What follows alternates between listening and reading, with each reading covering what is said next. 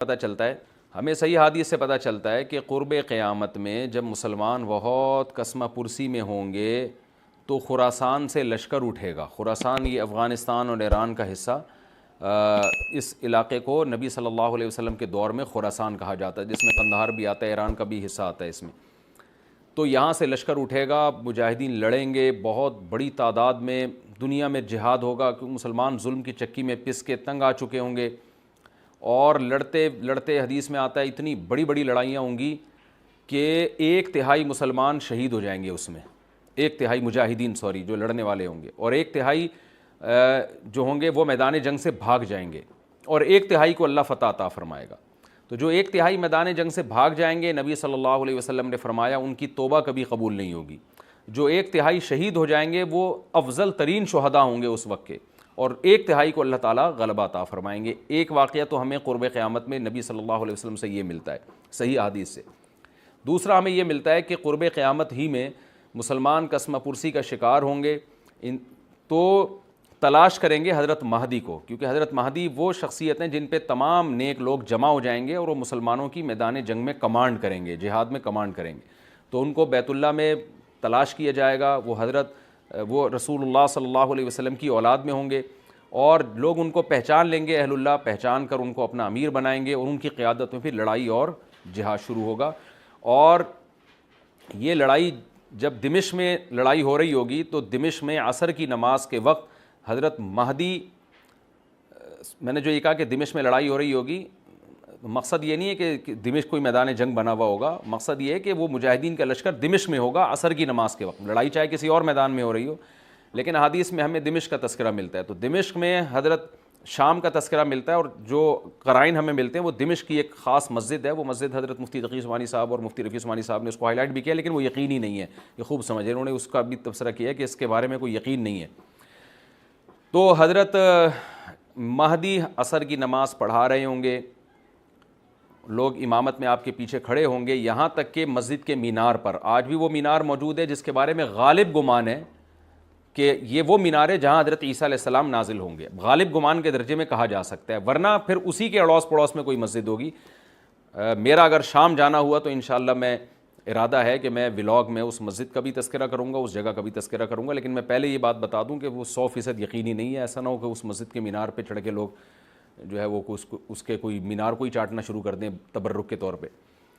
تو عصر کی نماز کا ٹائم ہوگا، حضرت عیسیٰ ابن مریم علیہ الصلاۃ والسلام فرشتوں کے کندھوں پہ ہاتھ رکھ کے نیچے اتریں گے نماز کے ٹائم پہ، یعنی آسمان سے مینار تک آئیں گے، اور پھر مینار سے آپ کے لیے سیڑھیاں لگائی جائیں گی. سیڑھیوں کے ذریعے مینار سے نیچے اتریں گے اور لوگ ان کو پہچان لیں گے. حضرت مہدی ان کو امامت کے لیے آگے کریں گے کہ آپ اللہ کے ایک پیغمبر ہیں، آپ نماز پڑھائیے. حضرت عیسیٰ علیہ السلام انہی کو آگے رکھیں گے. اور اس طرح کا مفہوم ہے حدیث میں کہ اللہ نے اس کام کے لیے آپ کو ہی منتخب کیا. کیا مطلب یہ امامت اس امت کا حق ہے. تو حضرت عیسیٰ ابن مریم علیہ الصلاۃ والسلام کا جو کام ہوگا وہ جہاد ہے اور یہودیوں سے انتقام لینا، کیونکہ یہودیوں نے اپنے خیال میں حضرت عیسیٰ کو قتل کیا تھا، تو اللہ نے یہودیت ہی کے خاتمے کے لیے اور دجال کے خاتمے کے لیے عیسیٰ ابن مریم کو نازل کیا ہے. حضرت مہدی سے پہلے ہی دجال ظاہر ہو چکا ہوگا. دجال کے بارے میں حدیث میں آتا ہے کہ ہر پیغمبر نے اپنی امت کو دجال کے فتنے سے ڈرایا ہے. اچھا، یہ دجال ایک ایسی شخصیت ہے جس کا یہودی انتظار ہم سے زیادہ کر رہے ہیں، کیونکہ یہودی اس کو اپنے لیے نجات دہندہ سمجھتے ہیں، جبکہ حدیث میں آتا ہے کہ دجال کانا ہوگا اور اس کا خدائی کا دعویٰ ہوگا. اس کے پاس کچھ ایسی طاقتیں ہوں گی کہ مردے کو زندہ کر دے، زندہ کو مار دے. ایک طرف اس کے باغ ہوگا، ایک طرف اس کے آگ ہوگی. جو اس پر ایمان لائے گا اس کو باغ میں داخل کرے گا، اور جو اس پر ایمان نہیں لائے گا اس کو آگ میں داخل کرے گا. اور رسول اللہ صلی اللہ علیہ وسلم نے فرمایا اس کی جو آگ ہے حقیقت میں وہ جنت کا باغ ہوگا، اور اس کا جو باغ ہے حقیقت میں وہ جہنم کی آگ ہوگی. تو جو نبی کی باتوں پہ یقین کرتے ہیں وہ دجال کے فتنے سے محفوظ رہیں گے. اور حدیث میں سورہ کہف کی بھی تلاوت کا حکم ہے. جمعے کے دن جو کہف کی تلاوت کرتا ہے اللہ اس کو دجال کے فتنے سے محفوظ رکھتا ہے. اب آپ دیکھیں یہ سورہ کہف میں ہی قیامت کی علامات کا تذکرہ ہے نا، تو شاید اسی وجہ سے کیونکہ جو سورہ کہف پڑھتا رہے گا وہ یاجوج ماجوج کے واقعات بھی پڑھتا رہے گا اور اللہ کی قدرت کے واقعات بھی پڑھتا رہے گا، تو دجال کے فتنے سے اللہ اس کو اس برکت سے بچا کے رکھیں گے، فتنے سے محفوظ رکھیں گے.